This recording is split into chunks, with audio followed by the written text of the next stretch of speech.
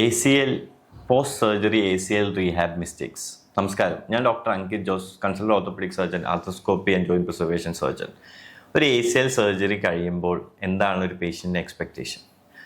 ACL surgery കഴിയുമ്പോഴല്ല, ഒരു ACL സർജറിക്ക് മുമ്പേ ആണ് സർജിക്കൽ എക്സ്പെക്റ്റേഷൻസ് ഒരു സർജൻ പറഞ്ഞു കൊടുക്കേണ്ടത്.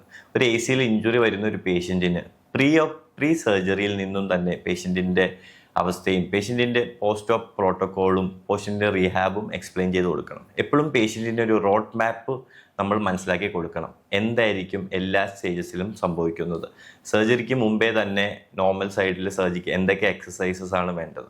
സർജറി ACL സർജറിക്ക് വരുന്ന പേഷ്യൻ്റ് നടന്നായിരിക്കും വരുന്നത്. സോ ആ ഒരു മുട്ടിൽ പെയിൻ ഫ്രീ ആയിട്ട് ചെയ്യാൻ പറ്റുന്ന എക്സസൈസസ് എന്താണ്, ഇമ്മീഡിയറ്റ് പോസ്റ്റ് ഓപ്പ് എക്സസൈസസ് ചെയ്യേണ്ടതെന്ന് മനസ്സിലാക്കി കൊടുക്കണം.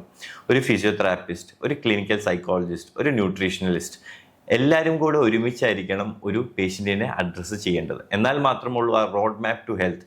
എന്താണ് ആ പേഷ്യൻറ്റിൻ്റെ എക്സ്പെക്റ്റേഷൻ? പേഷ്യൻറ്റിൻ്റെ എക്സ്പെക്റ്റേഷൻ എന്താണ്? എനിക്ക് തിരിച്ച് സൈക്ലിങ്ങിലോട്ട് പോകണം, അല്ലെങ്കിൽ എനിക്ക് തിരിച്ച് കോമ്പറ്റേറ്റീവ് സ്പോർട്സിലോട്ട് പോകണം എന്നത് സംഭവിക്കും. സോ ആ ഒരു ഡിഫിനിറ്റീവ് സ്റ്റേജസിലോട്ട് പോയി കഴിഞ്ഞാൽ മാത്രമേ ഉള്ളൂ പേഷ്യൻറ്റിന് ആ ഒരു എക്സ്പെക്റ്റേഷൻ മാച്ച് ചെയ്യാൻ പറ്റുള്ളൂ. എപ്പോഴും ഒരു time frame hard fast റൂളില്ല.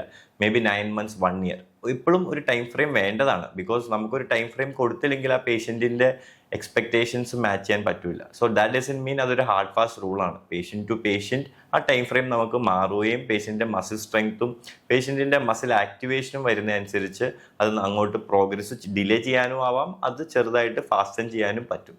So road map to health is always important post ACL surgery. For further such health tips, follow me.